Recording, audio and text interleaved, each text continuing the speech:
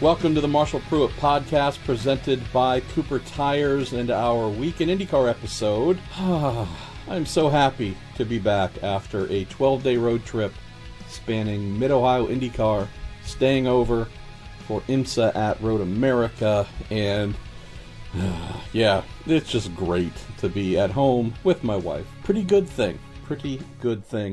I'm starting to like this little cold open. Instead of just opening with our guest for the week, that happens to be young Indy Lights points leader Pato O'Ward of Andretti Autosport, 7 wins. The next closest rival, that would be Colton Herta in second, who I think is going to be our guest next week. He's on vacation right now with the family, so I believe we're going to have Colton on next week. But Colton has 4 wins, is currently sitting second behind Pato. We'll come into our young badass from Mexico here shortly. During this lovely little road trip, boy, first of all, thank you, Midwest. As a California boy, as a West Coast boy, it's just always awesome. It really is to head to, whether it is Mid-Ohio, whether it's Indianapolis, definitely, always a Road America. There's just a lot of love there. There really is. And I don't mean specifically for me or my partner in crime, Robin Miller, etc., but just for racing. And we all, whether it's the folks like me who's writing about it and doing other things, the teams that are working long hours to make cars go into one assembled unit to be driven, the drivers, the you name it, the spotters, engineers, everybody puts in a lot of hours and hopes that the thing that they do is successful and other people enjoy it. And I'll tell you, I can't think of any trip to the Midwest, Iowa included, where there wasn't just a lot of love from the people there for the sport, a lot of warmth and energy. This is IndyCar and sports cars too. And even better, I guess on a personal note, just a lot of love from people there too, saying, hey, we really love whatever you guys are doing on Racer.com, if it's videos, the stories, whatever Robin's doing, if it's this podcast, some photos, just cool. As I repeat on a somewhat regular basis, Sebastian Bourdais with some great all-time advice of never read the comments at the bottom of the articles. If you make the mistake of doing that, which I do occasionally, you get a little grumpy or think that racing is just headed down the old toilet bowl because it's nothing but people complaining, unhappy, finding nothing but problems with whatever series or drivers. Then you go on a back-to-back trip to Mid-Ohio and Road America, and you come away realizing that, there's always going to be unhappy people. There will always be things to complain about, but just spend a little bit of time among the awesome fans who do more than just say whatever mean, nasty things on social media. Those who actually buy tickets, show up to the race, wear a shirt supporting their favorite driver or team or whatever it is. The ones who really, truly are, I would say, the most invested. And it's hard not to feel positive. It's hard not to come away just feeling incredibly heartened about the sport and what all of us do in whatever capacity to help try and make it a little more enjoyable. Someone's relief, something that helps you get through the work day, a workout, a bike ride, whatever it is. Thanks. Seriously. We had 2 live Marshall Pruett podcasts.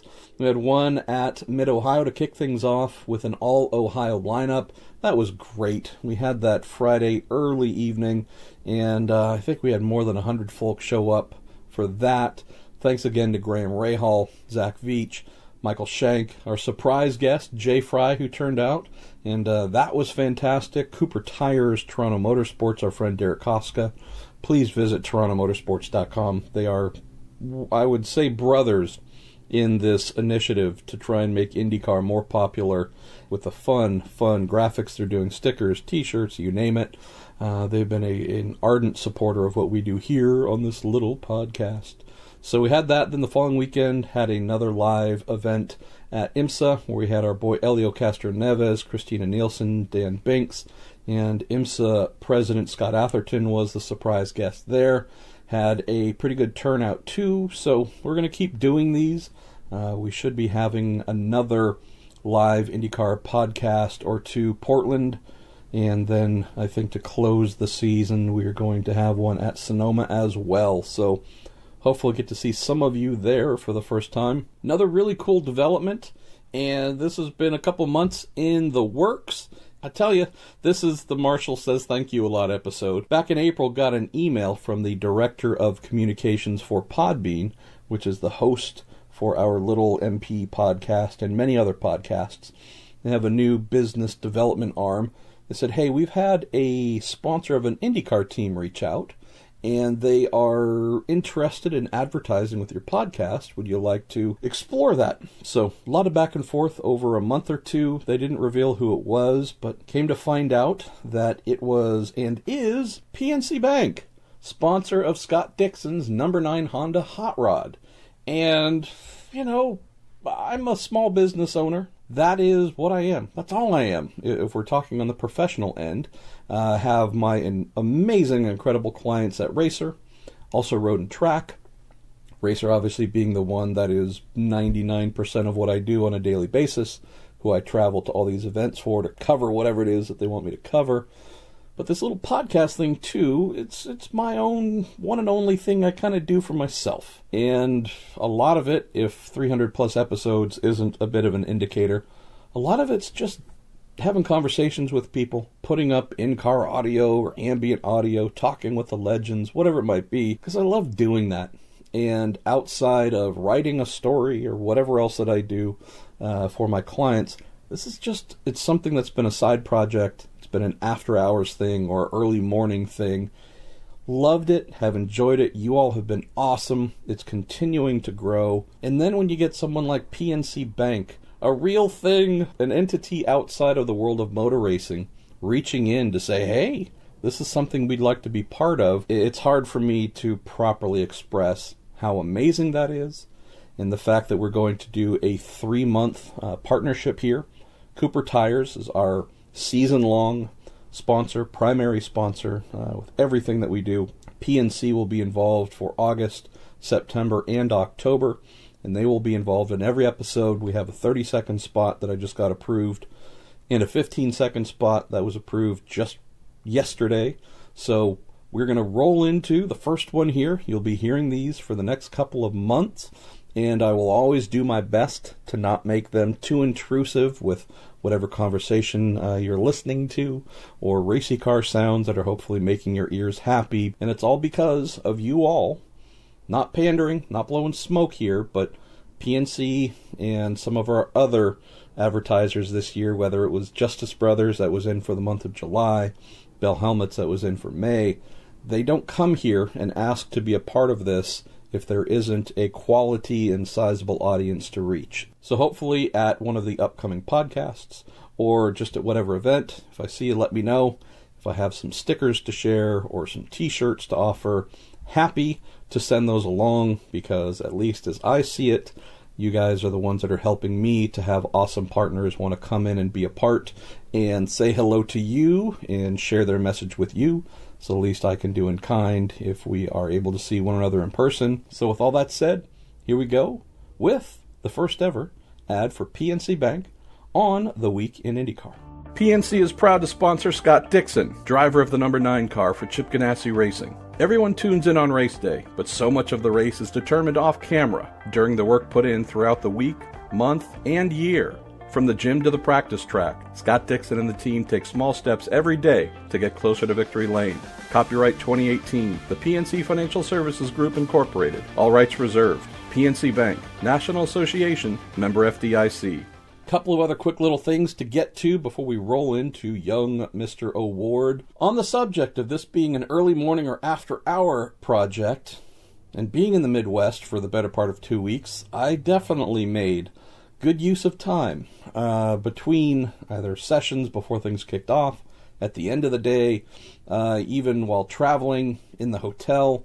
Ended up gathering a lot of good content that's going to be coming out here soon-ish.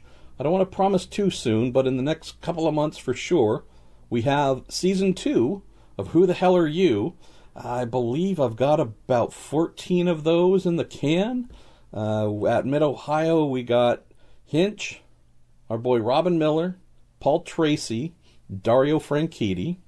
Then at Road America, since I got there really early, a couple days early before the event kicked off, was able to capture a whole bunch there on the sports car side. Got folks from Corvette Racing, Ford, Porsche, Bo Barfield, race director, and then we got some other fun things too that'll be coming up here. This is the 25th anniversary of the wacky Fastmasters series, really the first ever made-for-TV racing series in North America, and sat down and spoke with Terry Lingner, who is super producer of NBCSN's IndyCar content, and we expect him to be a super producer of all kinds of content as more racing comes on to NBC next year. Sat down with Terry, who came up with the idea, and so we recorded that. That was a blast.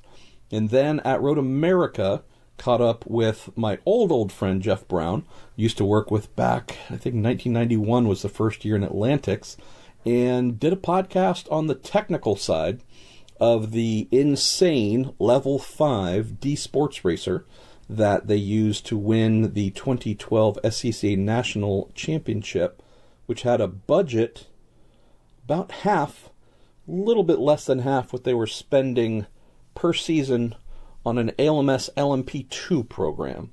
And so that was just pure delight with Jeff. If you've listened to the Dinner with Racers interviews with Jeff and also the Level 5 special that spoke about the DSR, probably heard some crazy tales about it and some of the dollars spent. Jeff actually reached out and said, hey, that was awesome. Really loved doing it, but I think it'd be even more cool to add another chapter to that on the technical side. So he and I sat down for about an hour and put all of that together in Road America. I think that was Thursday evening or something like that. So lots of fun stuff coming.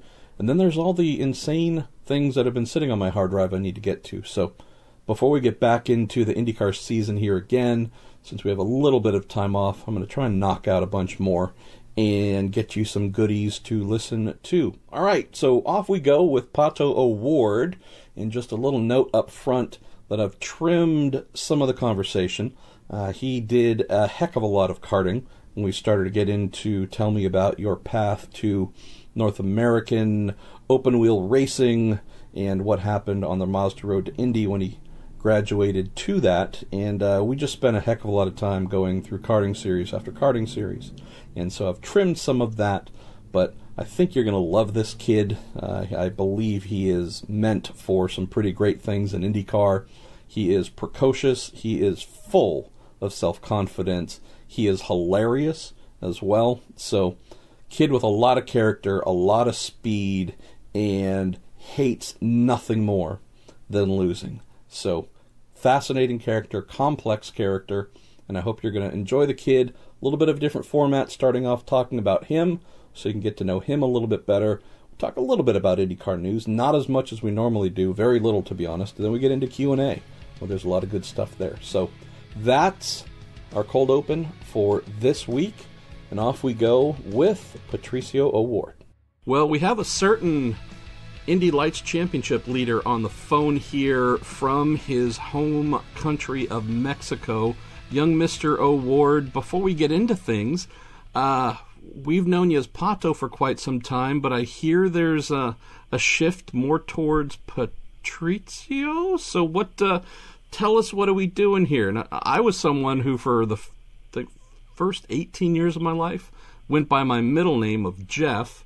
And then when I don't know why, I graduated high school, decided my first name, which is my father's name, Marshall, was the way to go. So I don't know. We have kind of I went by one thing, but now I'm getting bigger and older and more impressive, and I'm going to the full name routine. What's going on here?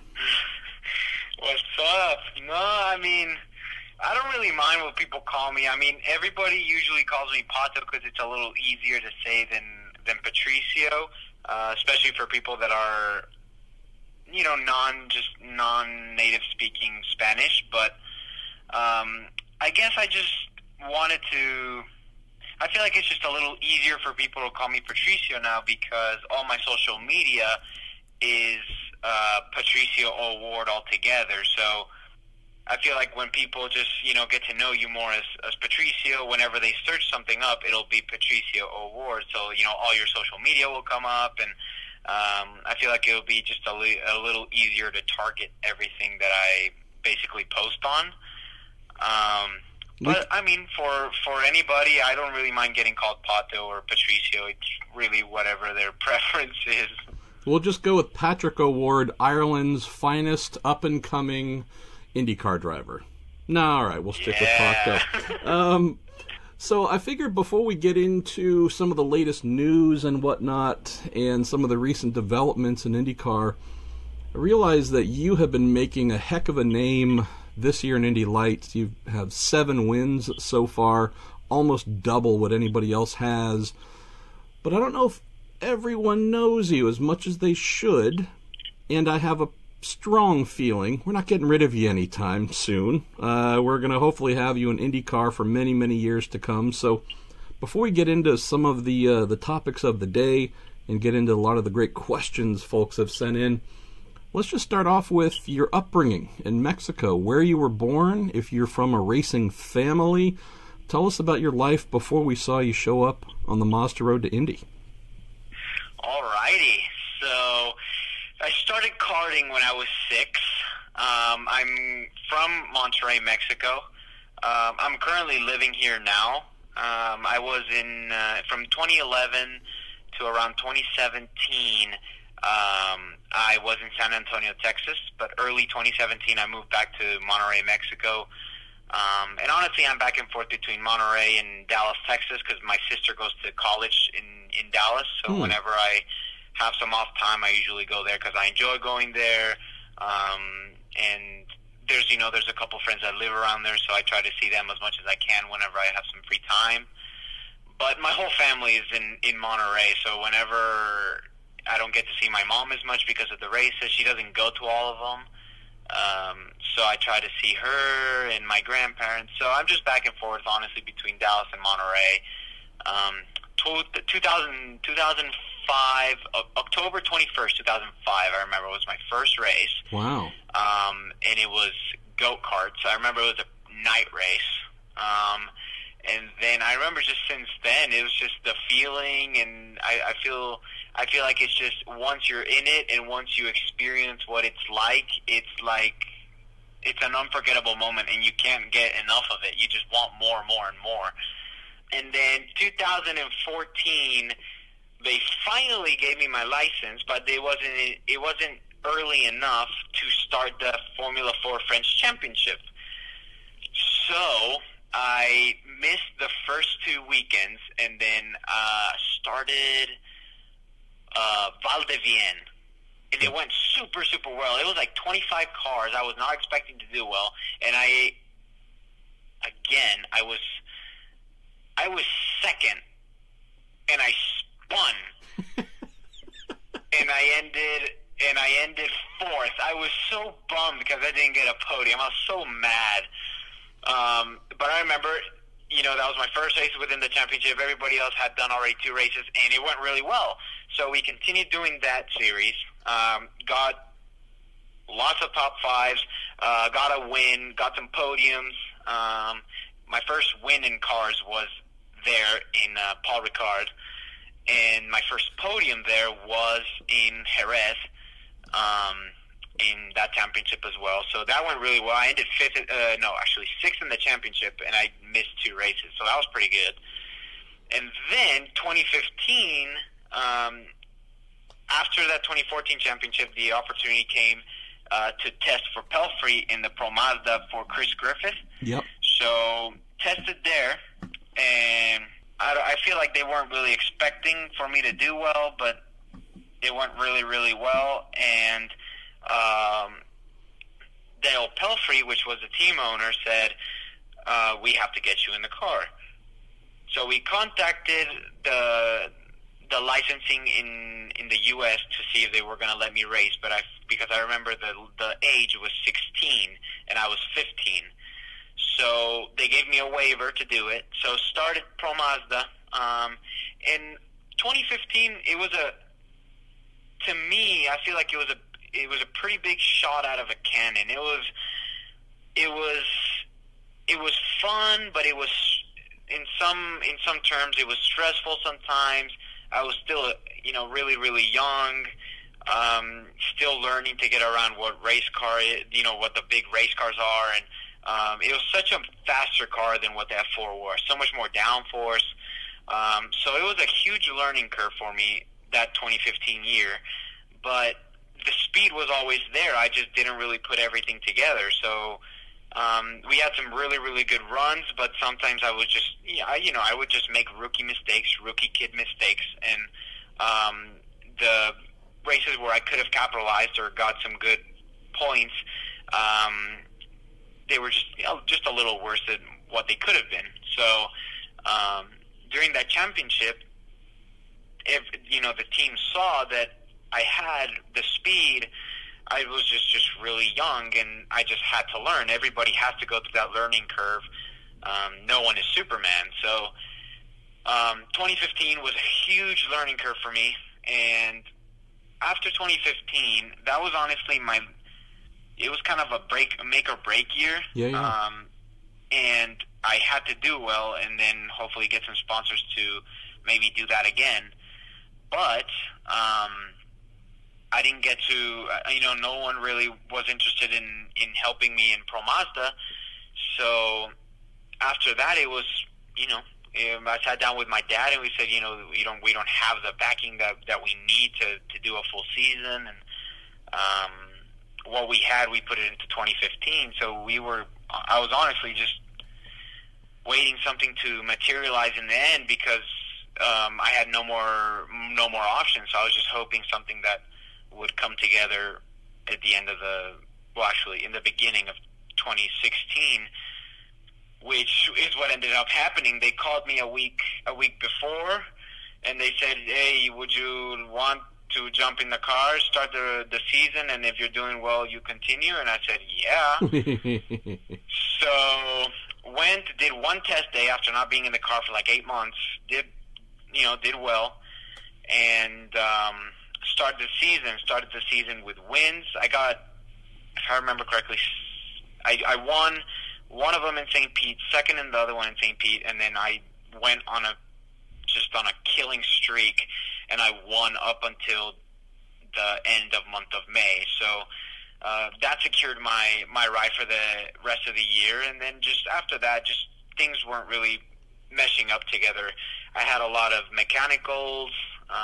People were blaming me for it, that the pressure got to them. But honestly, not that I'm bringing out excuses, but if you see and if you ask anybody that was within, I didn't finish like 4 of the 5 races before Laguna Seca. So for some reason, I just didn't have the luck that I had in the beginning of the season. I just had breakdowns in the engine, or something happened in qualifying. Just things that you would think about. It's like, wow, I mean, it's gone so well, and then all of a sudden everything just goes upside down, and there's a bunch of problems. So that happened, and then got to Laguna Seca, and it was either I win all 3 and I win the championship, or I get beaten. I was, I think, 8 points down in the championship. That was to Aaron Telitz, I believe. To Aaron Telitz, yeah. So I win the first one, leading the second race, and he decides to take me out, blew up my rear suspension, so that was the end of it. Because he knew if I won the second race, it was going to be a free-for-all in the third race. So I don't know if it was intentional or not. To me, it was, being completely honest. But anyways, that is what happened. Didn't win the championship.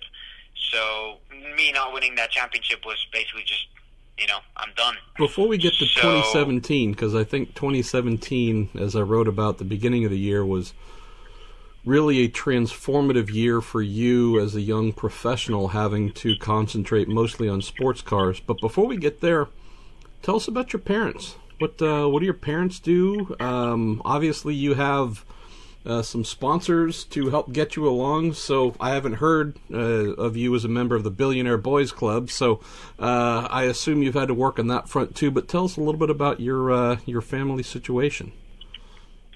Yeah, so my dad, we don't come from, obviously from my mom's side.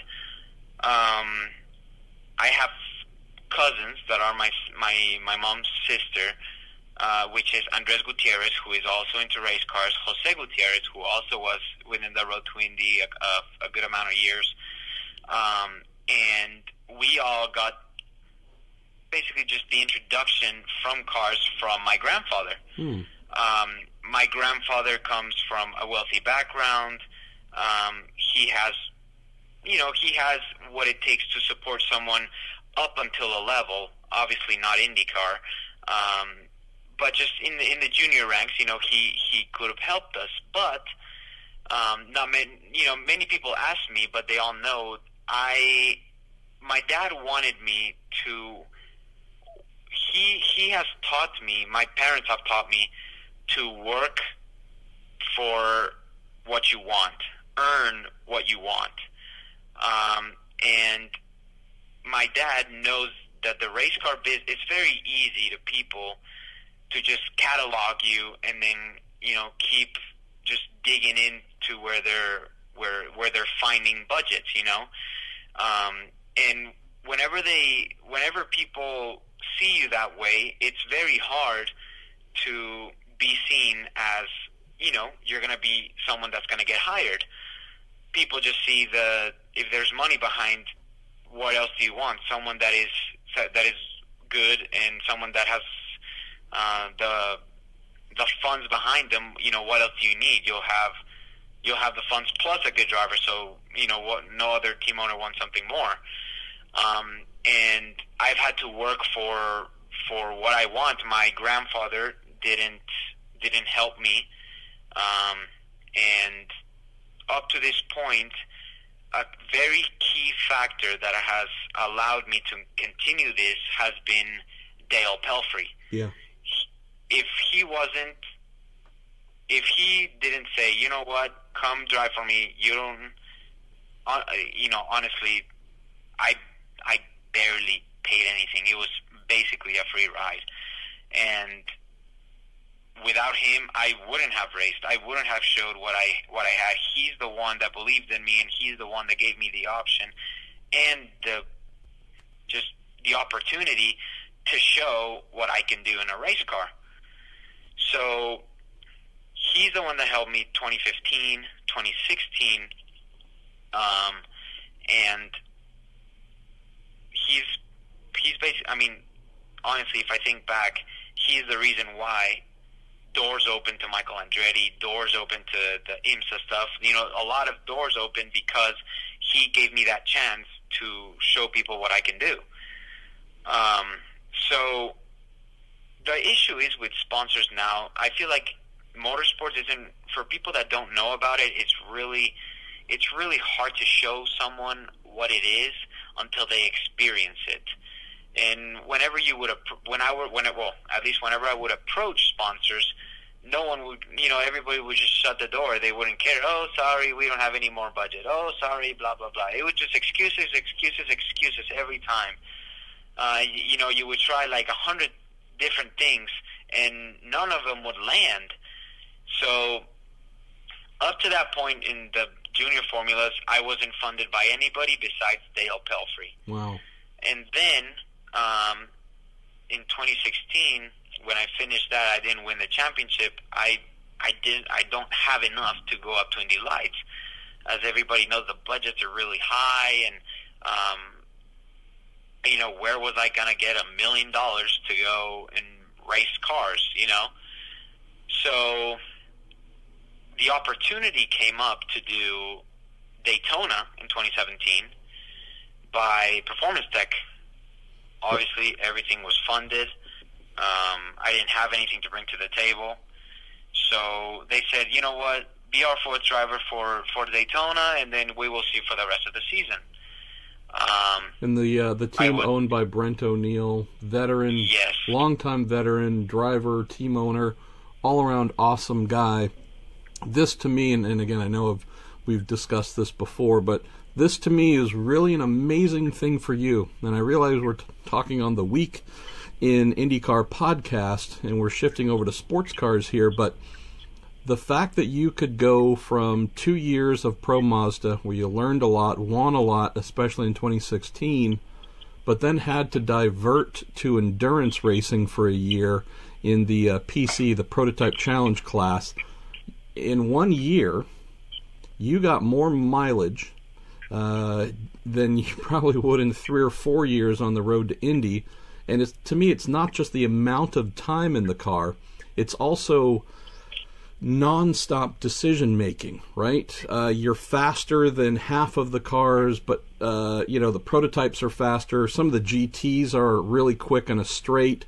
You're having to every lap constantly deal with 30, 40 cars, however many it might be. Should I pass here, not pass here? When's the right time? Do I need to defend? So this one, you're constantly being battered with decision making, all while having to go as fast as possible, putting the thing on pole, lead the entire race.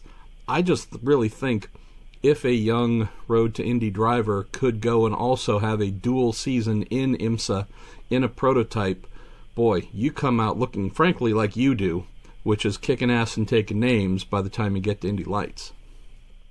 No, I couldn't agree more with you.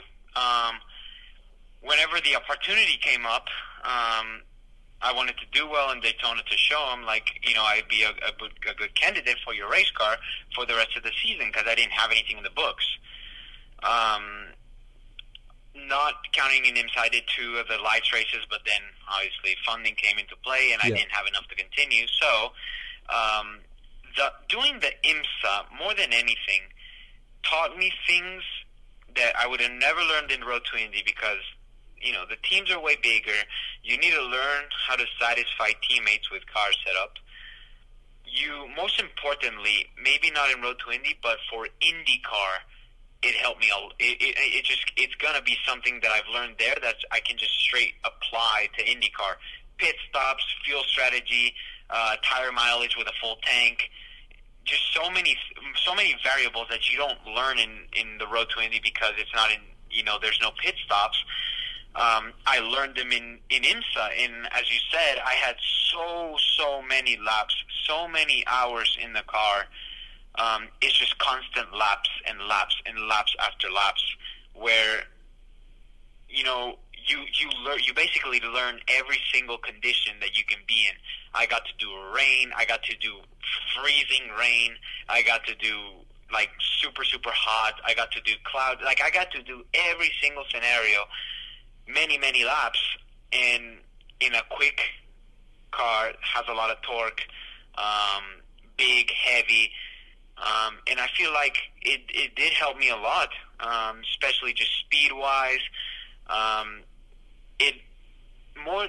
feel like it also teaches you that. I feel like in whenever you're just doing sprint races, I know everything is 100%, 100% push. But in the IMSA stuff, I learned to be really, really fast, but relax a little bit. You don't, just not as. It's really hard to explain, but you kind of you mellow out, or you just relax a little bit more, and you can still be pulling out some really, really strong lap times.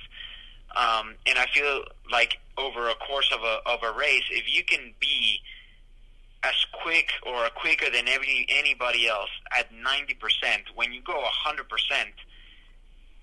that's where your quality laps are going to come out. That's where you're going to get those poles. That's where you're going to get those big, strong laps. And I learned how to do that. One of my biggest struggles was qualifying, 2015, 2016. And I feel like now it's a strong suit because over a course of a race, you obviously you have the capacity to do quality laps every lap, but tires won't last. So you have to find a way to be fast, but you have to take care of the tires. And I feel like it's taken a while for me to get used to these Cooper tires and the light stuff, especially in the long sweeping tracks. But I feel like I've gotten stronger race pace wise, and in qualifying, I've been the man to beat usually. I've pulled out some really, really strong laps, and it's not just I just did one lap. No, I've done it 2, 3, 4, 5 times. and they're within tenths. So I think just from outright speed, it's always been there. I've just learned to put everything together, and I feel like that's just helped a lot. And whenever you start up front, it's going to help you in the race. There's no better position to start. But just like you said, IMSA was definitely something where it did not hurt me at all. It was just anything. It was just things that I could have wished of learning right before getting to IndyCar. I mean, you have just a little advantage over people that haven't done pit stops if they just go from straight to road to Indy. And I feel like in the long run, it's going to be something extremely, extremely helpful. And that's the thing that I believe everyone is seeing, the fact that for those who can come in USF 2000 and spend a year or two, then do a year or two in Pro Mazda, then a year or two in Indy Lights, by the end of that run, you are going to be a fairly complete driver. That's the system as it's designed. That's the system as it has worked and paid off. The pit stops and other things often will pick up once you finally get into IndyCar. But I think your ability to go sideways with your career, pick up all of these points, and not just a little bit, but a full season where you won, 9 out of 10 races, was it? You won every single race from the Rolex 24, 12 Hours of Sebring, on and on. The only one you didn't win was the season finale. You throw in all that success, you throw in all that education, and then you come back to Indy Lights this year, and it seems like you are at a different level than even some of the Lights drivers who've been there for a couple years. And that's not speaking negatively against them. It's just you went off and did something that accelerated your learning curve in a way that they didn't really have the opportunity to do. So that brings us here to 2018. We're going to start getting into some of the more modern topics here. So you've got a couple of races to go. Your Andretti Autosport teammate Colton Herta just had his first Verizon IndyCar Series test with the Harding team. Where do you feel you're at in terms of closing out the year? You obviously want to get that championship, get that $1 million advancement prize.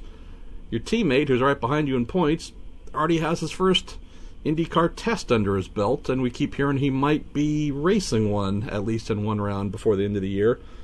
Do you let any of that stuff distract you? Hey, I wish that was me. I want to be doing that. Or can you still keep your head down and focus on the bigger goal with the Lights Championship? Honestly, I wouldn't change my season, how it's gone and how things are going, for anything. The thing with Colton, he has a name that is recognized in the racing world. He has something to fall back on. Everybody knows it's the last name Herta. His dad was a race car driver, and they're both really, they're both good race car drivers. So I don't have that. I don't have a family member that was in the racing world. I don't have contacts from sponsors that can help. The only way I've gotten them is knocking and knocking and knocking and knocking on their door so many times, where they finally, some of them open the door because I'm doing well, and they'll give me some. But it's been really, really hard because I've been trying to make a name for myself, because I don't have anything behind me. I don't have something. Hey, I'm a Verstappen. Oh, I'm a blah blah blah. I don't have a name like Colton does, and I feel like at the end of the day that helps to open doors, rather than if you don't have that and it just takes just a little longer and it's a little harder to open doors whenever you're the first award making a name for themselves in the sport. But so far, I've proven. A lot of people have doubted me before, like, he's all right. He's not that good. All right. Well, that was me, so I apologize. I shouldn't have been saying that. No, it's all right. It's just not that. It's very, people will say whatever they want, but at the end of the day, everybody that's doing well is going to have a good car under them. You put someone really, really good in not a strong car, they're not going to win. Nobody is Superman, you know? But I feel like whenever people rise and when they show what they can do, they need a strong car underneath them. They're not going to do it with a mediocre average car. So when the opportunity came to do it with Andretti, I knew they had a really, really good car, and I wanted it to come up to me. I wanted it to be important for me to do well if I wanted to win the championship. I knew Colton was going to be a teammate if I was with Andretti. I knew he was going to be really, really strong. I knew he, you know, Andretti has a lot of just time and energy invested in him. His dad is within the team, but they've been fair to both of us, and they've given us the same equipment, and it's just been two guys going for just going for $1 million, basically just racing for their careers, and it's gone super, super well. And it sounds like the focus is 2018 is a season of name building for you. You can't change the fact that your last name isn't a famous one in racing, but if you can go out and win and win and win and get that championship, in theory, you can make folks pay attention where they might not have beforehand. Exactly, yeah. It's just a little harder to get that attention if you get 1, 2, 3 wins. But I feel like when you've continuously throughout the season in ovals, street circuits, permanent road courses, I've won in every single track that there is. You know, what more do you want to show people? Like, look, I can be a complete package. I can capitalize in basically anything that you can throw at me. I feel like that's the most important thing. You need to show, and I've wanted to show people that I have what it takes to be in the top category in the world. And to me, in my opinion, IndyCar is the hardest championship to win in the world because the competitivity is just so strong. Like, just it's so competitive, and everything is obviously there's stronger teams than other teams, but in the end, they're all within a second. In Formula One, there's 3, 4 cars that can win. In IndyCar, you probably have like 10, 12 people that can actually win a race. And I honestly wouldn't want to be anywhere else. It's just you have to you just have to show right before you get to that place that you are someone that people need to look at. And I feel like that's what this year's been about. As much wins as I can get, as many poles as I can get, it's just going to help more and more and more get my name out there. But it hasn't been easy. It's been hard. I know there's only 7 cars, but if you think about it, there's been 16, 12 cars the past few years in Indy Lights, and the guy finishing second is third in the championship right now, and it's his 3rd year in the car. So I think there's nothing else to show that there is quality in the field, and that a win with at least with those 7 cars, it's still a win, and it's still valuable because the competitiveness of the championship is not weak. It's really, really strong. And that's one of the things I've been preaching a little bit this year, that the easy knee-jerk reaction is to look at the car counts and say, oh, well, 2018, not much of a lights season because there aren't that many cars. We've had 7, 8, 9, depending on which event, but we've settled at about 7. Realistically, we've had 3 of you who have been in a dogfight everywhere, sometimes 4. There have been a couple drivers that have risen up, gotten a podium here or there, shown some good things, but for the most part, there's been 3 of you, Santi, and Colton, with Franzoni on occasion, who have been just wearing each other out. And for those who just look at the total car count and then draw a conclusion, I would say that is a silly, silly thing.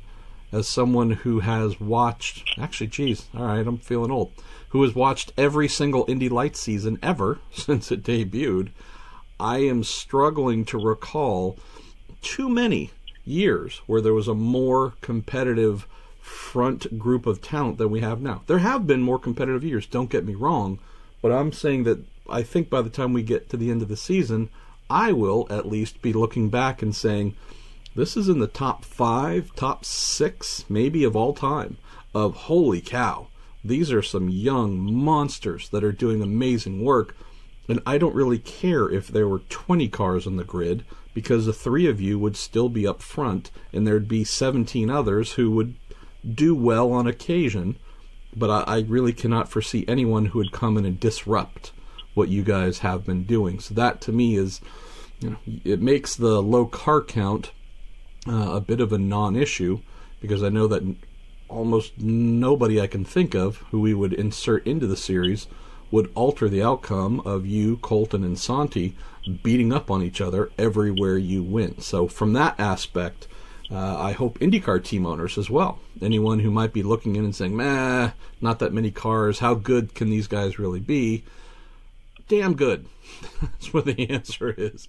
And there have been some years, and I'm not blowing. Like the only way they're gonna find out is whenever we jump in an IndyCar and we're doing well. I feel like that is when everything is where everybody's gonna say, you know what, they're good. I mean, there's no other way to put it. If we jump into an IndyCar and we're doing top 10s, top 5s, occasional podium. In the first year that we do it, I feel like there is nothing. There's just, you can't say that the field wasn't talented when you see that. And I'll happily say that of the last 5 Indy Lights champions, there are 2 who, while they won titles and they are crowned as champions, I won't name them, but there are 2 out of the last 5 that I don't particularly rate and have never rated, even when they were sitting there holding their championship, hardware, and thinking in the back of my head, hey, I'm happy for you.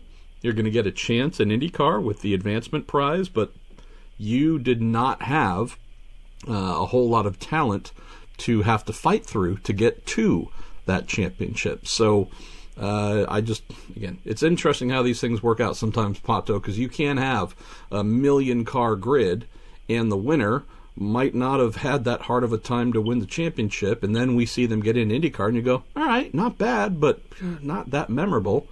And then, again, I'm fully convinced we're going to get to the end of this year, have a couple of you hopefully get up to IndyCar, and we're going to look back and say, all right, as long as we have at least 7, we know that we can indeed produce some fine IndyCar drivers. So just, if there's talent, there's going to be something to truly be honed and celebrated. So let's move on as we start to get close to some questions here.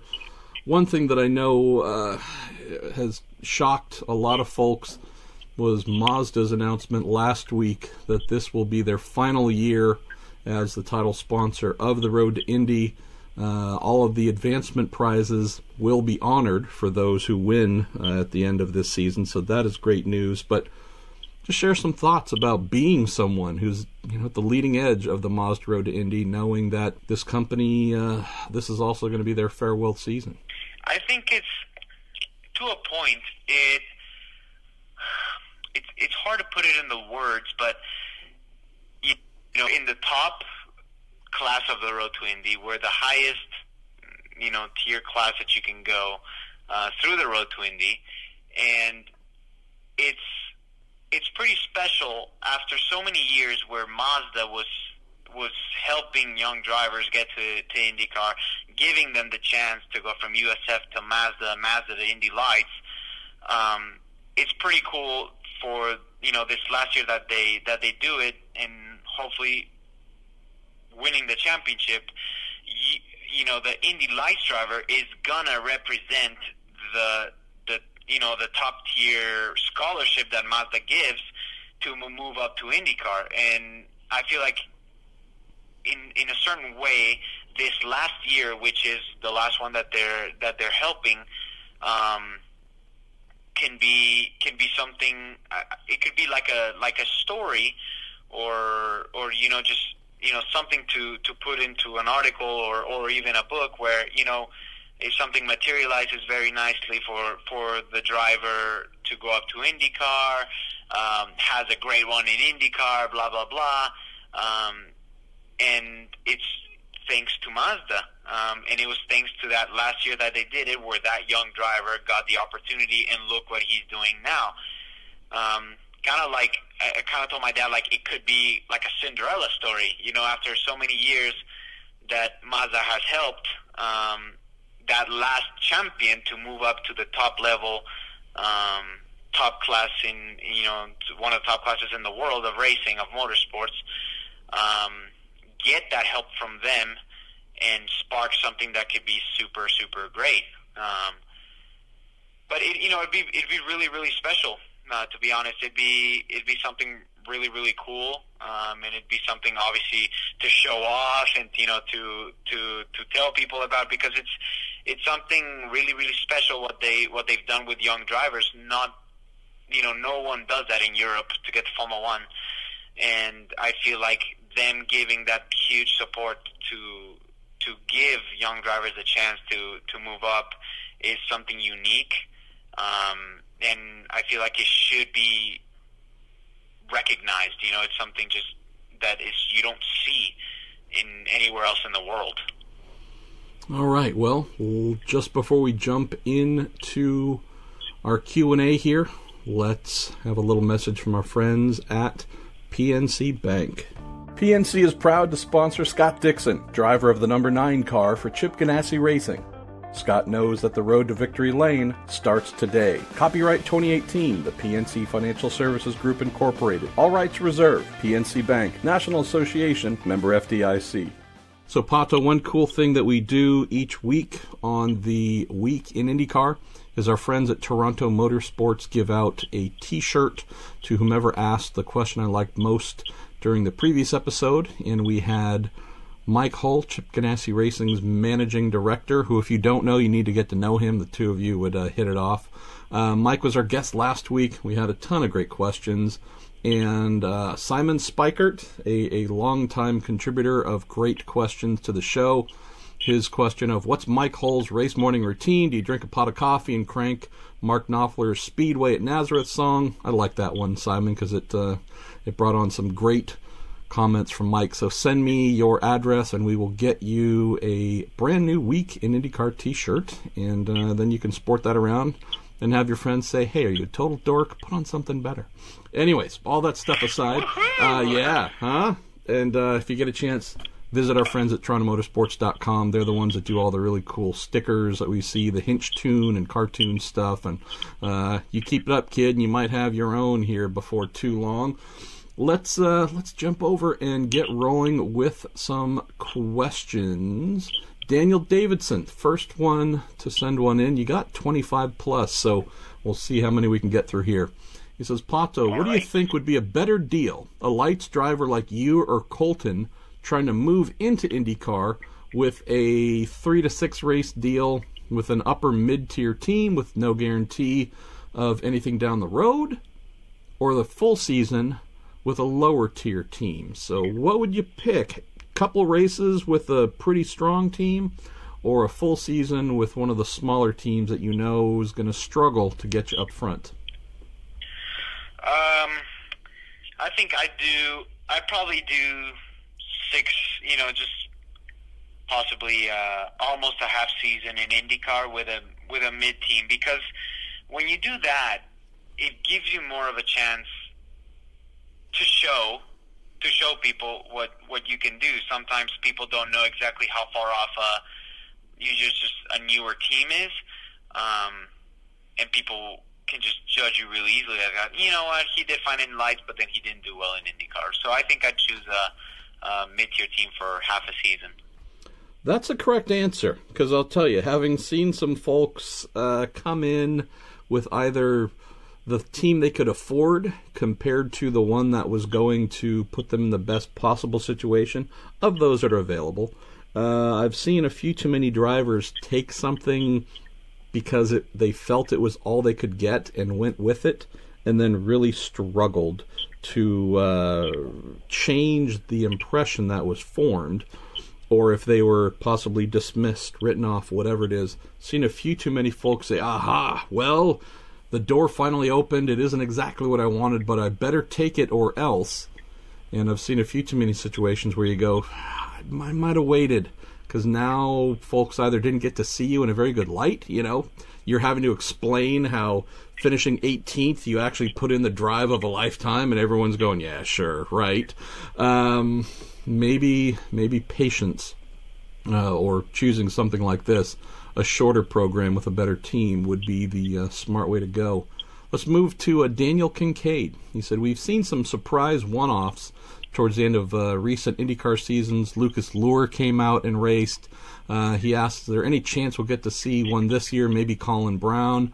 Very strong rumor last weekend that Colin, who won second consecutive IMSA WeatherTech Championship race overall, could be in a car for one race at the end of the season. Don't know if it'd be Portland or Sonoma. The strong rumor was it might be with Bobby Rahaal's team, so we'll see there. But Daniel says, any chance you or Colton, and I would imagine you probably don't know Colton's business as much as you like, so any chance you, Mr. O'Ward, might be able to do a one-off race in IndyCar before the season's over?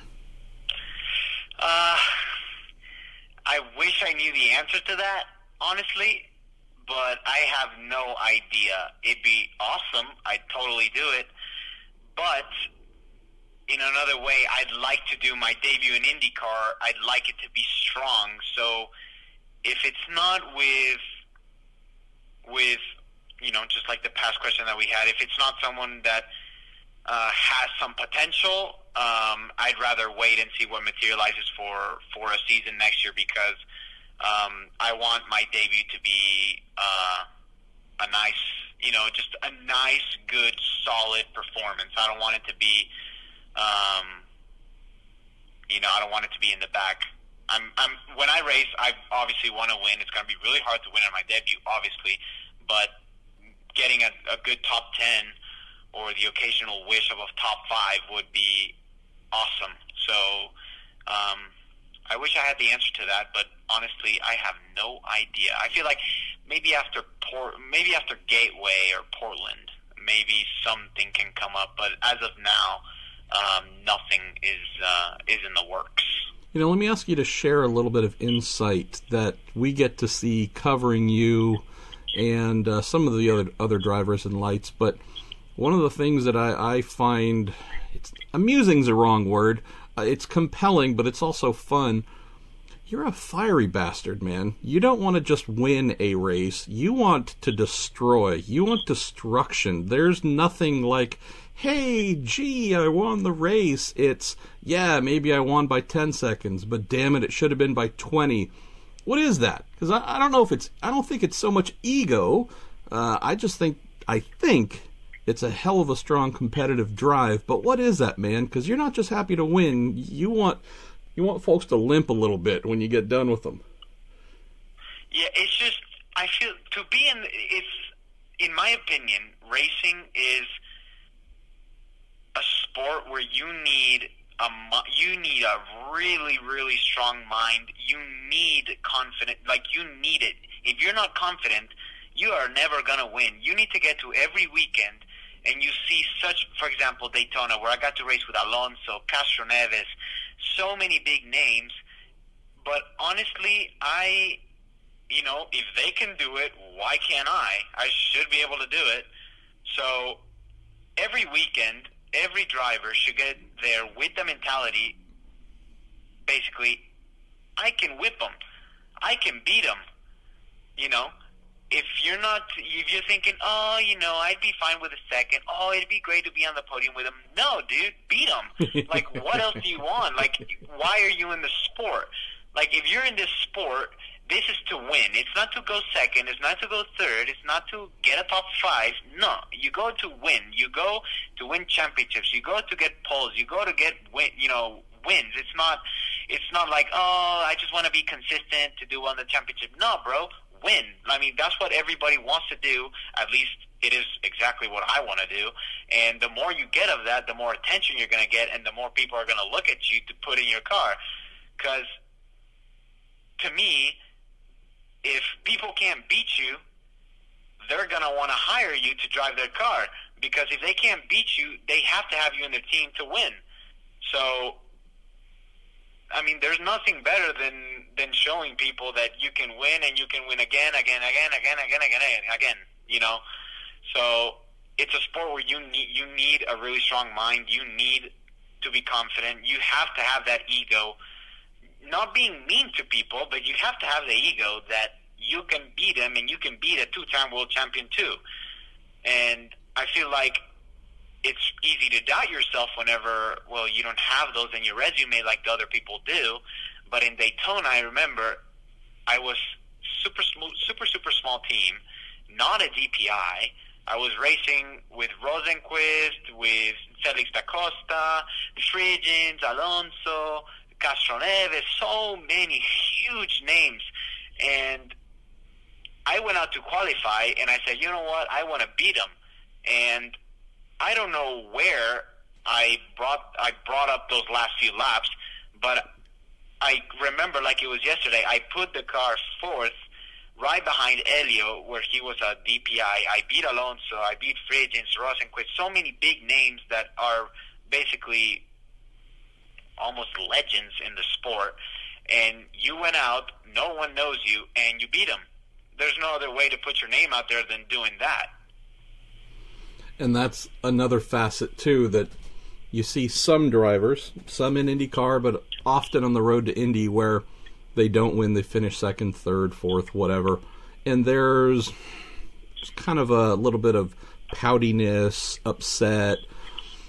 You have been hilarious here. You come in after finishing second in a race, you can barely stand yourself. You're so pissed off and angry. So, again, I think that's the right way to do it. I'm not saying that the others are wrong, but I would rather see someone livid, crawling out of their skin because they didn't win, than just like, oh, man, and oh, boy, and I should have, and oh, I'll try again tomorrow. Or just, to me, it's that kind of fuel is the thing that you need to become an elite driver. So at least to be successful, you need that drive, you need that desire to basically just beat other people, and you need that to succeed in this. You can't be halfway there. It's or you're all in or get out of the car, you know?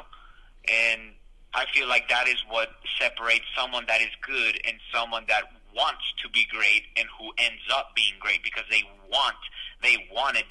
There's nothing else that they want more than to be strong and to be basically just a top-tier driver in what they're doing. I feel like whenever you're doing something, at least when I'm doing something, I try to be the best at it that I can. I don't like any other sports. I don't like soccer. I don't like basketball. I like to go fast in a race car, and I like to beat people with a car. I think it's awesome. I love it. I mean, I don't get tired of it. And the older I get, the more you want it. It becomes an addiction. Like it's just something that you want that you don't want to stop. You just want more of it. And to me, I feel like every driver's good. I feel like they'll say this, but I say it's the best sport in the world. I think there's nothing better to watch. I think it's awesome. No, I can't disagree. I've made an entire life out of it, basically. Let's shift over here to a question or two from Twitter, and then we'll go back to Facebook. Robbie Breesley says, everyone is hoping to go back to Mexico City for a race, but are there any other tracks in Mexico that you think might be an interesting venue for IndyCar to consider? Yes. So Mexico City, mark my words, when IndyCar goes back, it's going to be the best Grand Prix in the calendar. Mark my words. There is nothing like Mexican fans. It is absolutely insane. The amount of passion, that they have and the amount of energy that you feel whenever you go to a Mexican-oriented, fanatic race, it is absolutely awesome. So I think first, the easiest place where IndyCar should aim to go, and I think that's where they are, it's obviously the Autódromo Hermano Rodriguez, which is in Mexico City. Yep. But there is another venue where IndyCar has gone, actually my hometown, where I would love to bring back IndyCar, Parque Fundidora, Monterrey, Mexico. That would be an awesome race. I think if you ask any driver, I can't remember, I think, Power came here, Bourdais, yep. A lot of the veterans that are in IndyCar now, and I feel like if you ask them about this race, I think it was one of the best. So many people came out to watch. The track was really cool, the venue, the whole event. So, yeah, the two events that I would have here in Mexico would be Mexico City and Monterrey, Parque Fundidora. Yeah, that's great. And one of the show friends, Nathan DeRover, mentioned he's recently looked at some of the, the Google Maps overhead satellite views, and apparently in and around Fundidora Park there's been a lot of kind of business growth and such. So he didn't know if it was still kind of ready to take an IndyCar race, but I do have fond memories of the joint, so that would be a blast. I mean, I'm a big fan of, if we are going to go north to Canada, we need to have more than one round. There needs to be two. They don't necessarily need to be back-to-back, but we need to have more than just one annual presence there. Would say the same thing about Mexico, if we are going to end up going to Mexico City. And I haven't heard anything about that for 2019, but I do hope that continues as a possibility. Would definitely love if we can make more than one impression per year, because that to me is just really important. If we're going to grow, if we're going to be in whatever new market or try and grow IndyCar more in whichever country, hopefully we can do that in more than one place. Let's see. For sure. I agree. All right, this question came in, and I gotta love it. And I don't know the person's name, at Kill13, Qill. She says, does, quote, how does it feel to be kick-ass awesome, end quote, count as a legitimate question? So maybe that's a question for you. How does it feel to be kick-ass awesome? Pato Award. I feel like it's been a great year, but as easy as it is to be riding on a high, it could, everything could just go down and it could be just a little harder. But all in all, I don't like to say, I'm awesome, but I'm really satisfied with the work that I've done this year. I'm really, really, really proud of myself. I haven't worked harder for anything, and it feels good to feel that all the hard work and, every single ounce of energy that you have, that you've put into this championship to basically make yourself and make your whole career that's going to be hopefully for the next 20, 25 years, it feels good to start seeing some light at the end of the tunnel, and it gives you more fire, just some more bullet powder to keep shooting at it. Not necessarily like, I'm awesome, but I am super, super happy and proud of myself with what I have achieved the past 2 years, including super, super hard races like the 24 Hours of Daytona, 12 Hours of Sebring, all the wins that I've gotten this year, starting so strong and then just having some bad luck in the month of May, but shifting it after Road America to basically want to destroy people in Iowa, Toronto, and Mid-Ohio. And I couldn't be more proud of myself. I'm really, really, really happy with what I've been able to do this year. That's a correct answer. If you'd said, it feels great to be this awesome, we would have had to hold a little bit of a conversation. But that's a correct answer. Good answer, my man. Patrick McTee, who met last weekend at the Road America IMSA race. Thanks for coming out to the live podcast there, Patrick. He said, Pato, what is the most difficult track you've driven on so far? Toronto, hands down. Oh, that track is savage. And honestly, they say it's a little easier in the IndyCar because of the type of tire. It's just a little softer, and the profile of the tire is a little thicker. But our cars don't really like bumps. So thinking of Toronto is absolutely savage when it comes to bumps.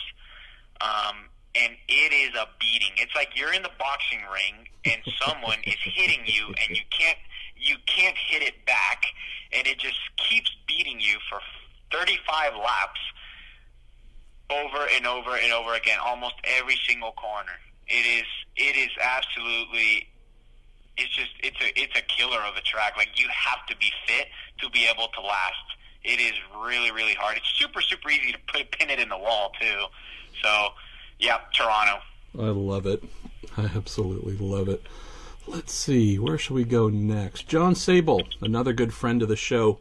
John says, Pato, it's hard to miss the Mexico tourism branding that has shown up on your car.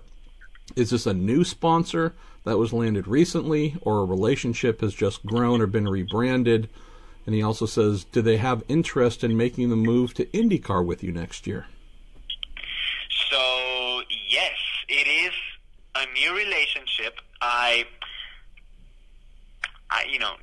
no lie, but I've been annoying them so many times.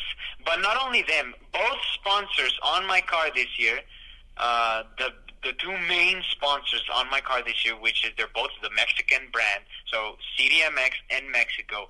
I don't know how many emails me and my dad have sent, but I felt bad for bugging him so much, but I didn't care. I just kept going. So finally, I remember I said, just give me a meeting. I will fly to Mexico. Give me a meeting. Just open the door. Let me sit down with you a few minutes, and let me share what we can do together. So they finally, I feel like maybe they felt bad for me, and they said, okay, whatever. So I went, and, she liked me, both of them. So they have bad taste, but that's okay. That's all right. We'll deal with that. Yeah, they have bad taste. So then, they just said, you know what, we want to help you. You're the upcoming Mexican talent in motorsports, blah, blah, blah. And I said, yes, let's do it. So they've been super, super helpful in giving me exposure, in giving me basically just the chance to get my name out.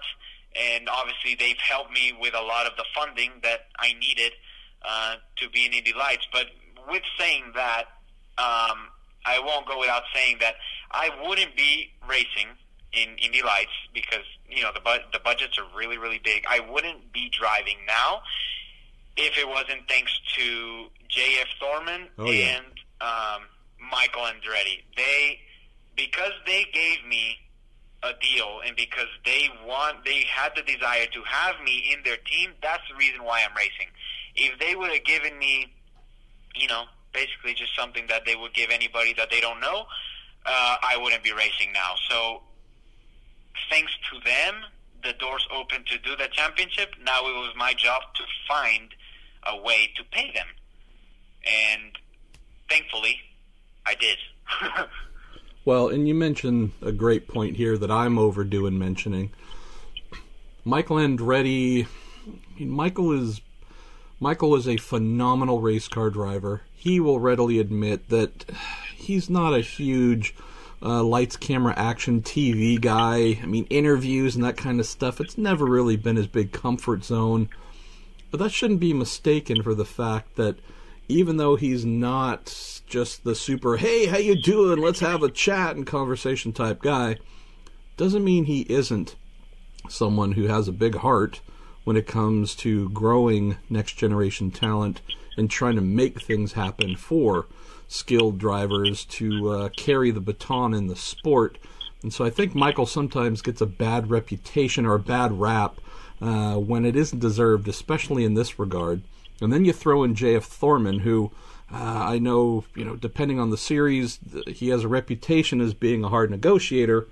But then you also talk to Indy Lights drivers like yourself and many others throughout the years who've been a part of the Andretti Autosport team, and they sing a very different song of, wow, just as you mentioned, if it weren't for these guys, I wouldn't be here, I wouldn't have a career, I'd be a barista somewhere at Starbucks, whatever it is, but these are guys who have continued to make sure that the IndyCar series has young talent like yourself and others on the verge of moving up when, if it weren't for their passion for the road to Indy, we would probably be hurting right now in terms of bringing new talent in. So, no, I couldn't agree more. I mean,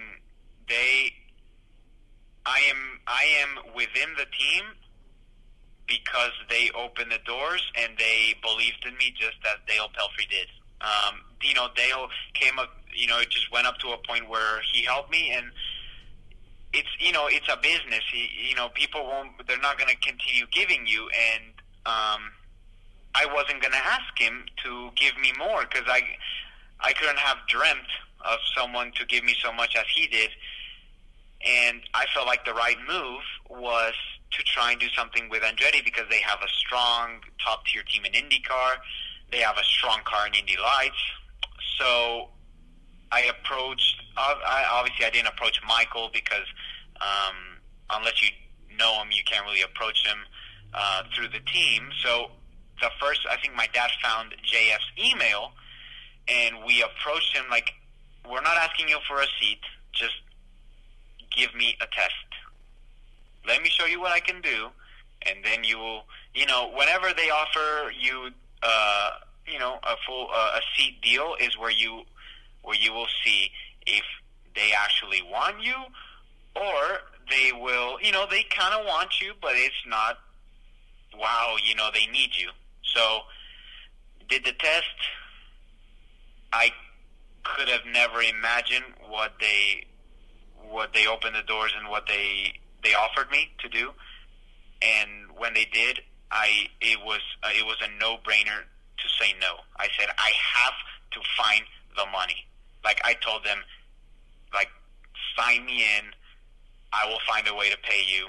I'm a man of my word.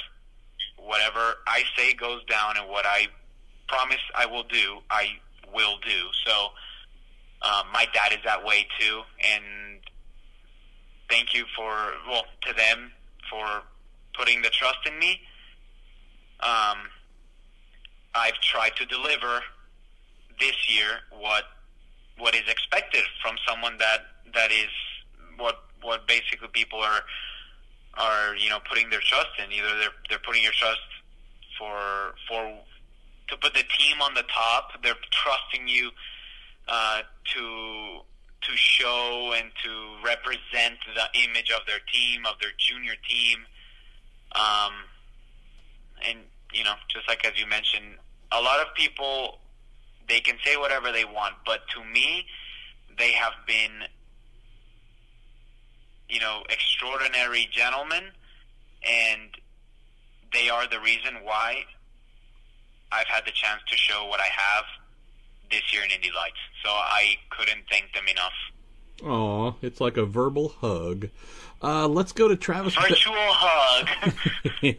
Let's go to Travis Bender, who has a couple of great questions here. He says, Pato, congratulations on your success so far this year. He said, what is your daily routine, and do you have any superstitions? Daily routine. So I usually wake up every morning, probably around 9 a.m. I eat breakfast. 9 a.m.? Oh, man. Yeah. All right, I got to be young again because, I've almost forgotten what it was like to wake up at 9 a.m. But anyways, go ahead. Sorry. No, it's all right. So I wake up 9 a.m., eat breakfast. I eat everything the same thing every single morning. I have 3 eggs with scrambled or sunny side up, whatever I'm in the mood for. I have a piece of wheat toast with avocado on the side. So I'll do that, and then after that, I'll wait probably like 30 minutes. Then I'll go work out. Usually mornings are cardio-oriented, whether it is boxing, running, pool,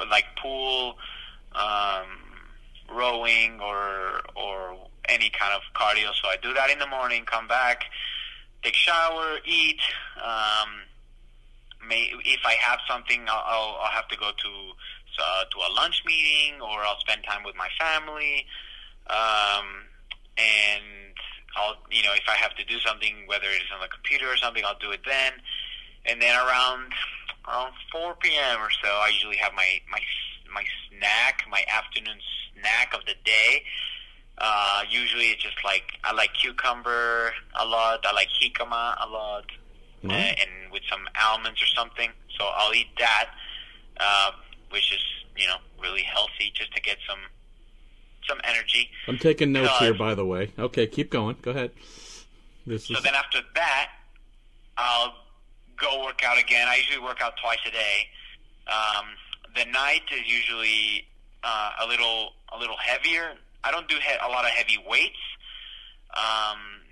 but if I didn't do much,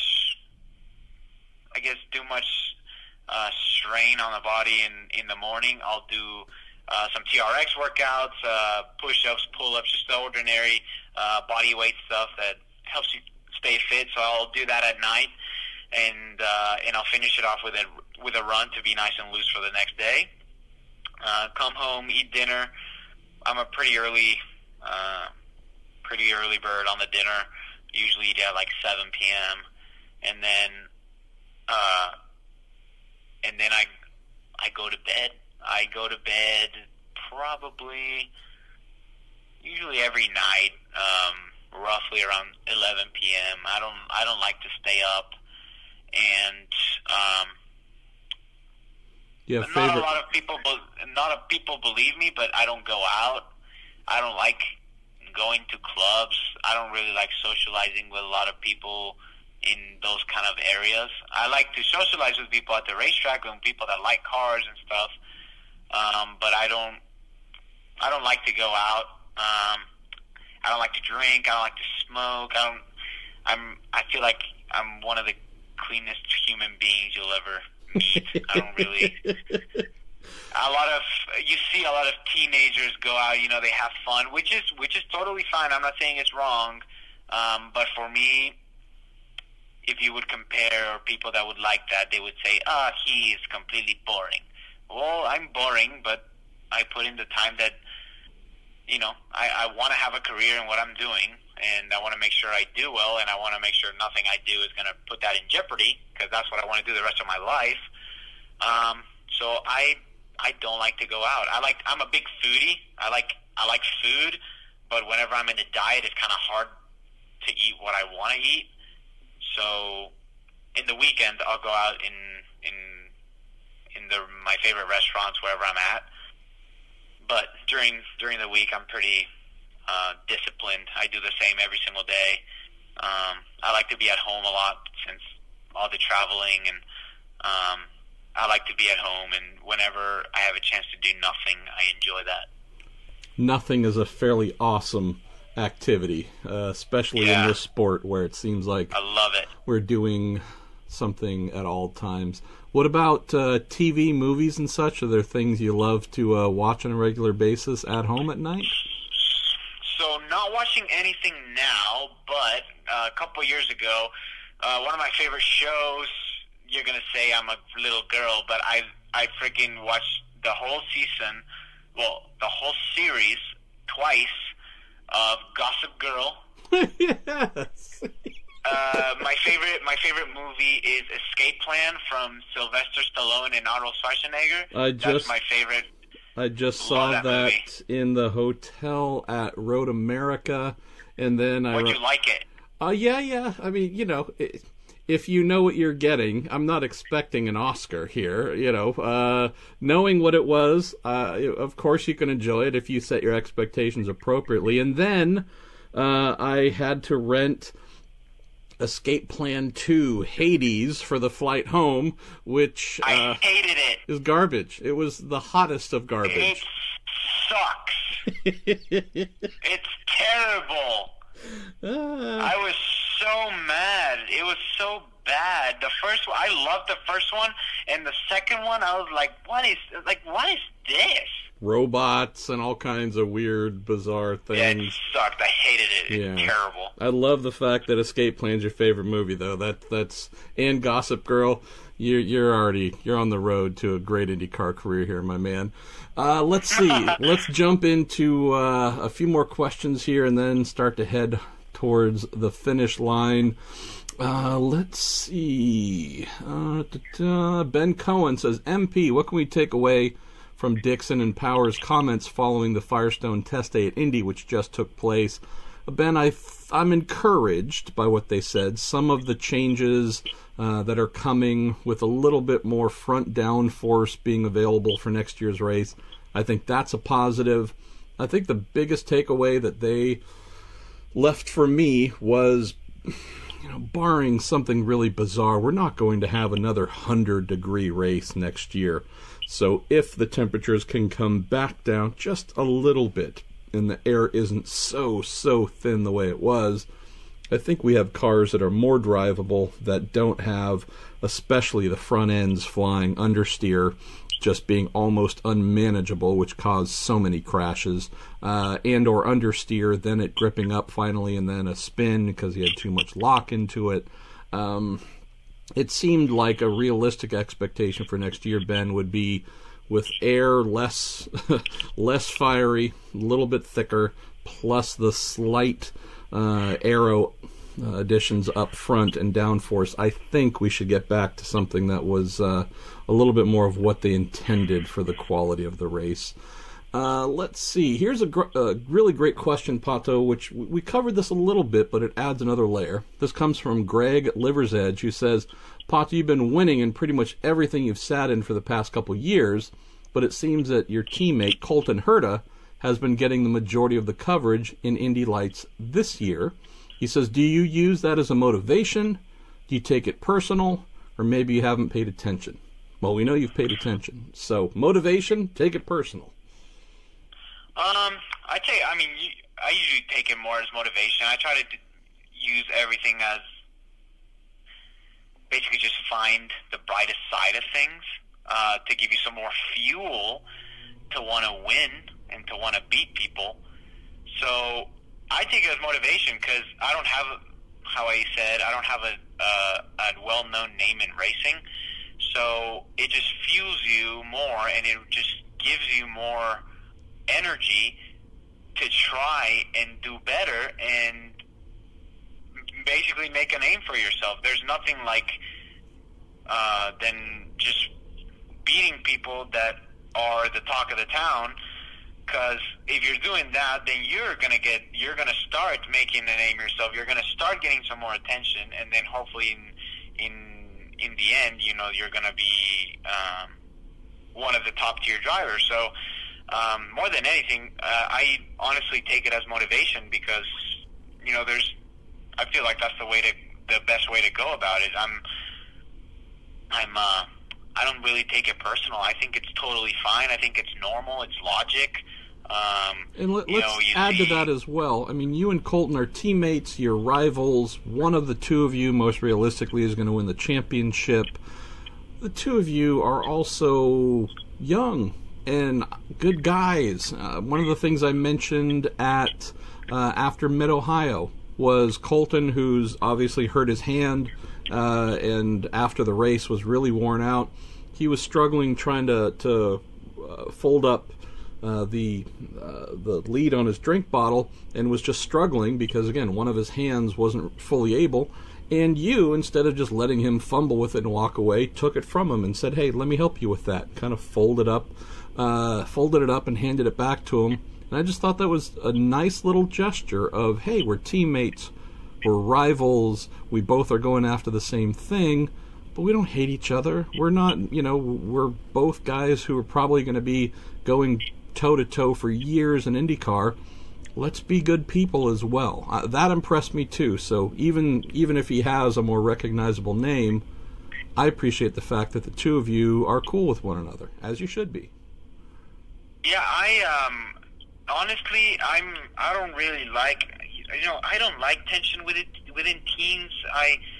We both have the same car. Whoever wins is the one that did the better job. It is plain and simple. It's not like, I blah, blah, blah.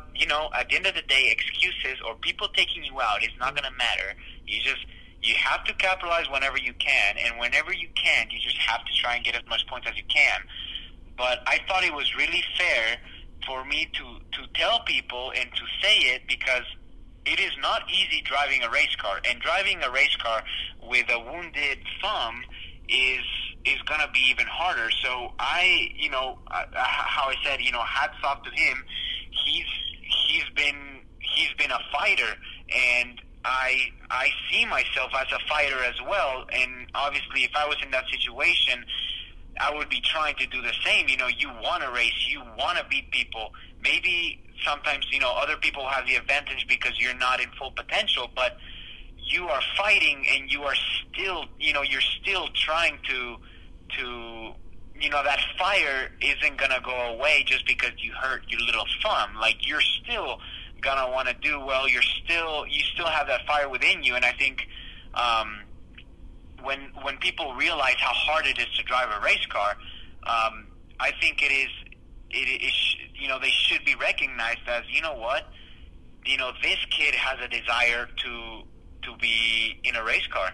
I think nothing more can show you with that. And at the end of the day, one of us will only be a winner.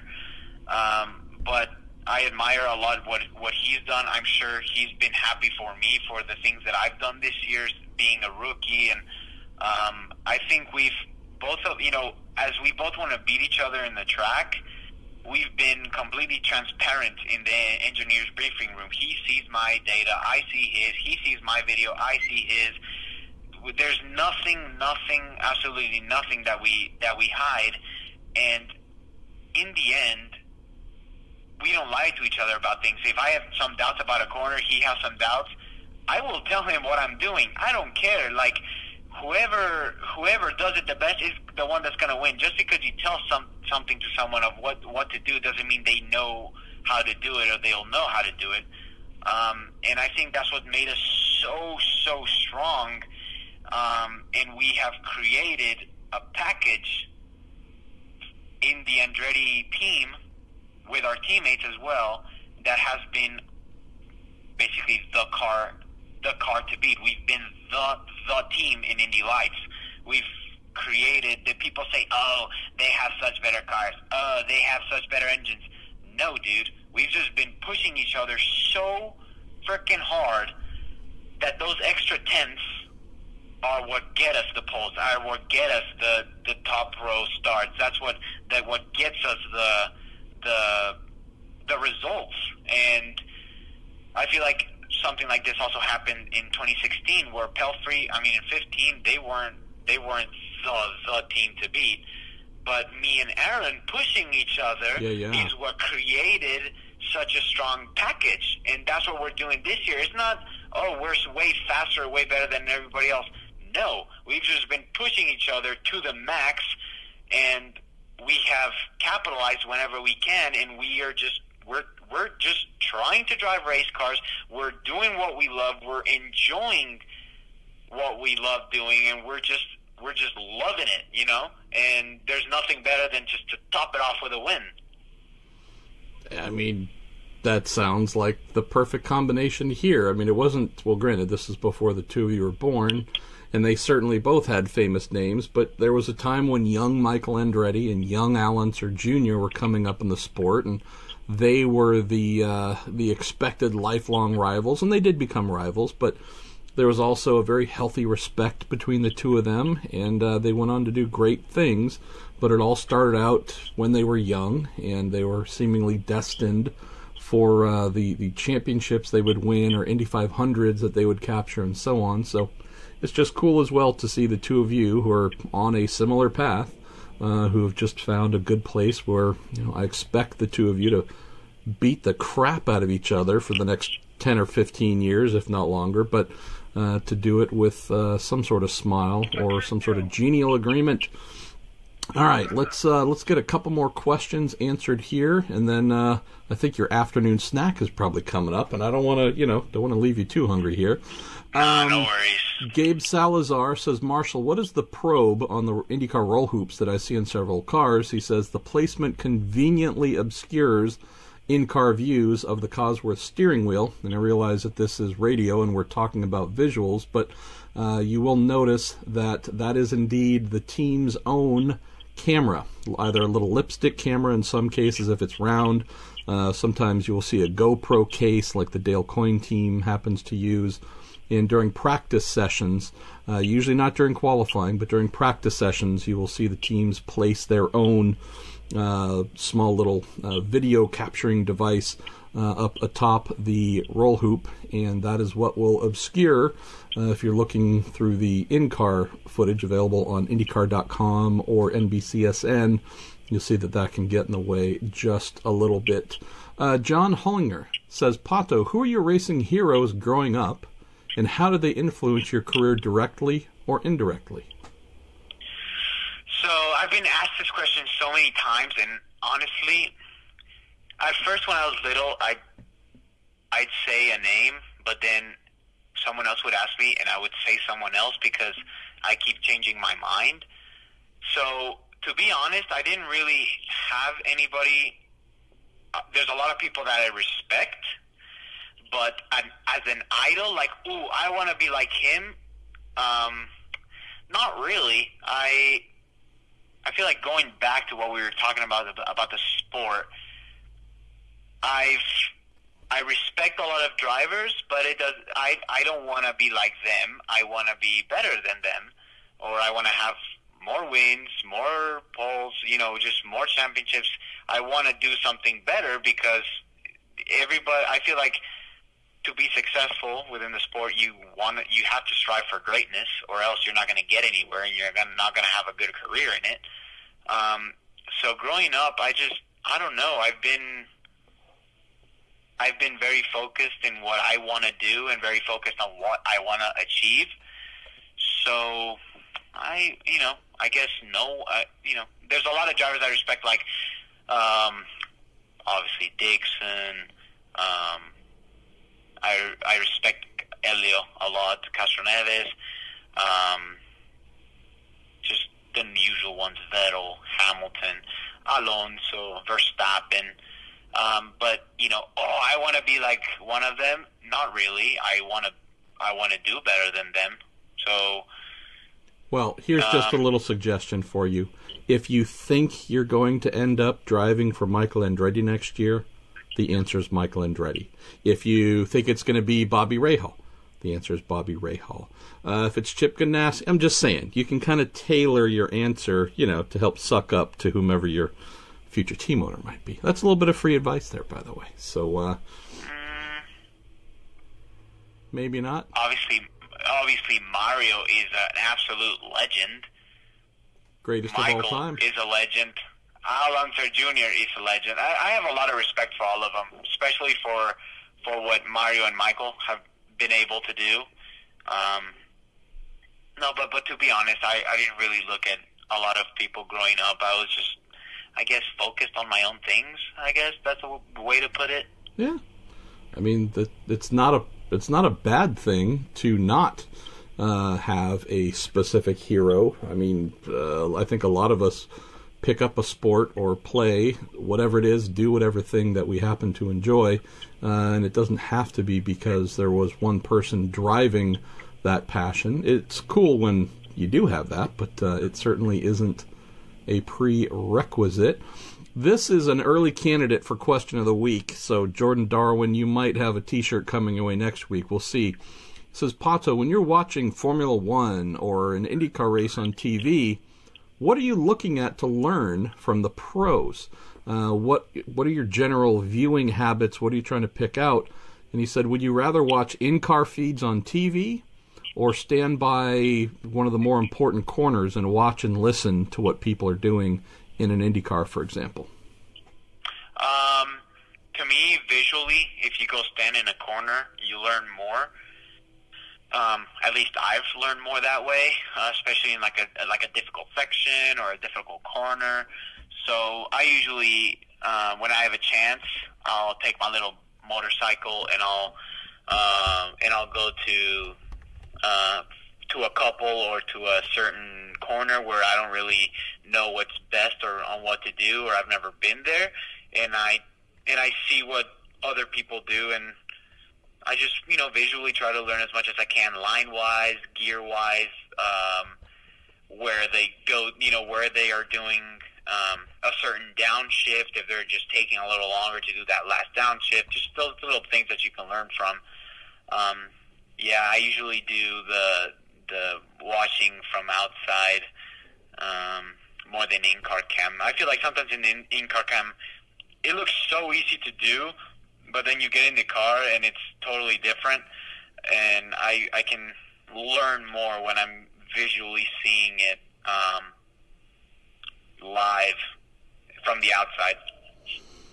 Scott Ima says, MP, after seeing Robin Miller's article highlighting the aero test at Indy, is there any news or test days on the horizon for the windscreen? And he said, is that info or the momentum being saved for an off-season news cycle? Not really, Scott. I asked IndyCar competition president Jay Fry about that a couple weeks ago, and he said it is still undergoing destructive testing and impact testing, and there are more tests planned for it. He has been pretty straightforward in saying 2019 is when they do intend to make that a mandatory piece, but definitely need to find out if there is an off-season timeline of we're going to do more impact testing, more track testing, and when these pieces might then go into production, and when they might start getting fitted to cars and such. So there's a lot of work to be done there, but last update was moving in the right direction, which is pretty cool. Dean Ackerman, great question here. Pato, your title rival Colton Herta and his dad Brian celebrate victories with tacos. He says, do you have a favorite food that you like to celebrate with when you capture your own wins? Perhaps a victory dessert? ? So Colton and Brian go and have tacos whenever Colton wins. What do you have a craving or a ritual for victory food? Yeah, usually sushi or a molten lava cake wherever I can find one. I love the molten lava cake. That's brilliant. What kind of sushi? Oh, bro, it's the best. With some vanilla ice cream. What kind of sushi? So my favorite sushi restaurant it's called Uchi. It's in Dallas, or Uchiko. It's in Austin, but they're both in Texas. So that's my all-time favorite restaurant, honestly. I'm a California roll kind of guy. What about you? Do you have a particular type of sushi? I am. I like the spicy tuna rolls a lot. Okay. Good man. Yeah, I like salmon a lot. So, if some rolls have some salmon and some crab, cucumber, maybe some like spicy mayo on the top with some avocado. I usually do that. You and my wife could do some serious damage. Everything you mentioned, those are all things in her category. Let's see. Grab a couple more here. Let's see. Joey Priuson says, question for you, Marshall. Do you know if Kyle Kaiser will be back in the Juncos car any more races this year? And I would say more importantly, what about next year when he doesn't have the $1 million Mazda scholarship money? He said, I'd hate to see his IndyCar career end after 4 races. I don't know exactly if and how many times we will see him this year. I think Sonoma for the finale, that being his home race, might be one we can point to as a pretty strong possibility.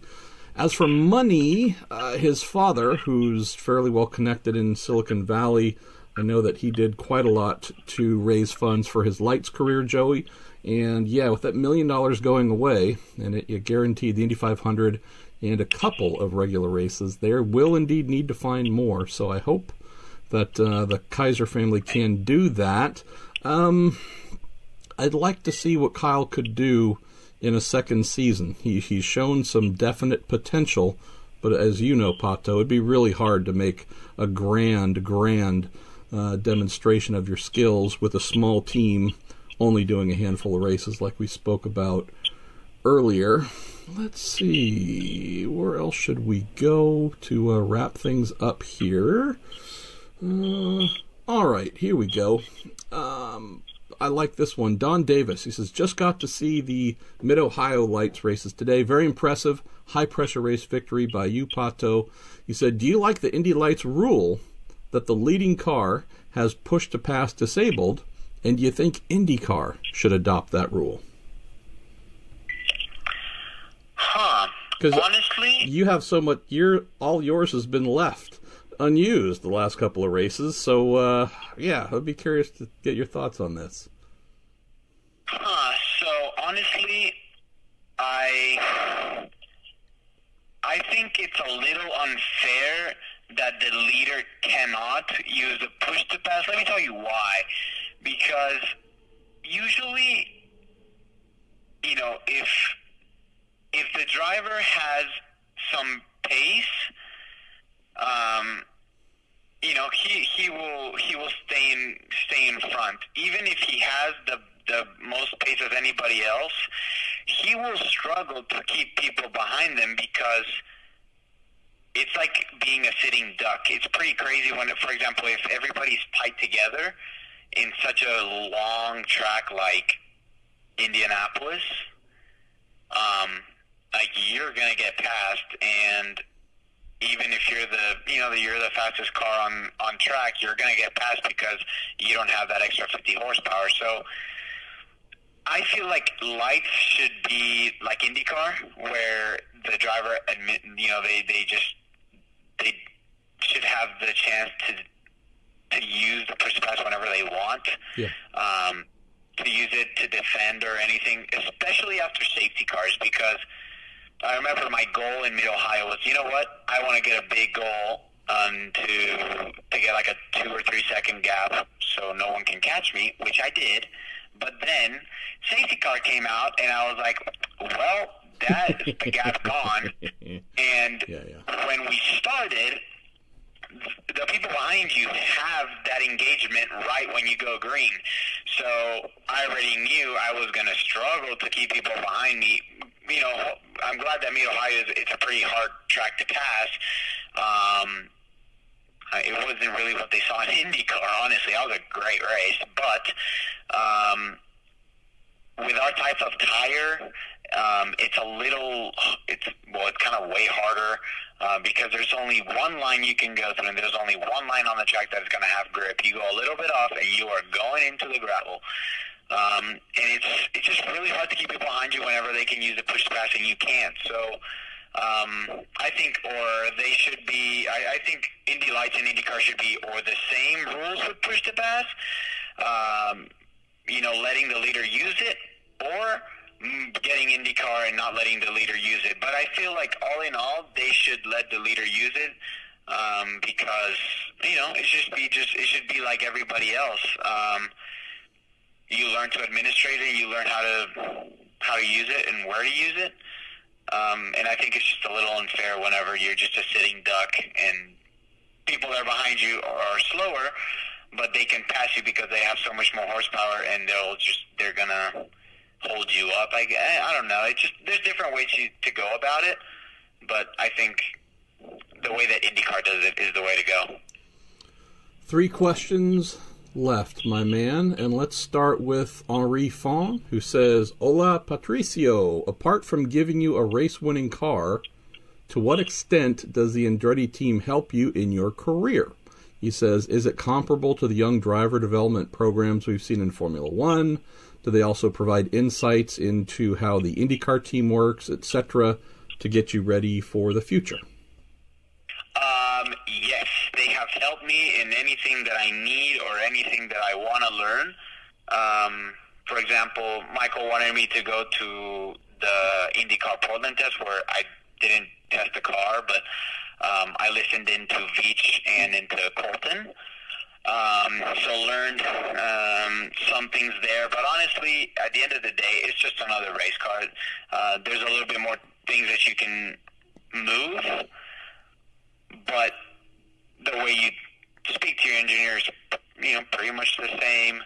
The way you go about it, things is just a little different because you have strategy, you have tires, you have fuel. But those are things that you're just going to start learning along the way. But they've been very helpful in whatever I need. So if I have a question, if I ask them if I can listen into Rossi, if I can listen into Hunter-Reay, the drivers in IndyCar, especially Hunter-Reay, if I have any questions, he's helped me or he's answered my question. And that's a good follow-up too to the because you've got 3 of the 4 drivers there are veterans. How do they treat you? Like a little brother? Do they tell you, go away, I'm busy? How do they look at you? Remember the Andretti team, but obviously not in IndyCar yet. Yeah, I don't like to annoy him too much because I know people can get annoying because it's happened to me. I'm a driver too, and even in the smaller stuff, people can just bug you, and I don't want to be that one to them. I don't really talk to. The ones that I talk to the most is I talked to Veach a little bit in the Portland test, but in the race weekends, I haven't really talked to Rossi or Marco much. I've said hi to Marco, but it's just like a hi and nothing else. The one I talked to the most was Hunter-Reay because I had some PR media events during the Freedom 100 and Indy 500 weekend or, month that I had to go to, and he was my partner. So I just asked him a couple questions and how he just, simple stuff like how he liked the new car, what he thinks how the race is going to go down, blah, blah, blah. So to the one I've talked to the most, I think it's definitely Hunter-Reay, and to any question that I've answered, he's been really, really nice to me and helping me get my head around stuff if I have any doubt or things like that. And if I see him in the race weekend, we'll say hi to each other and we'll say, hey, how's it going? Blah, blah, blah, how's your session?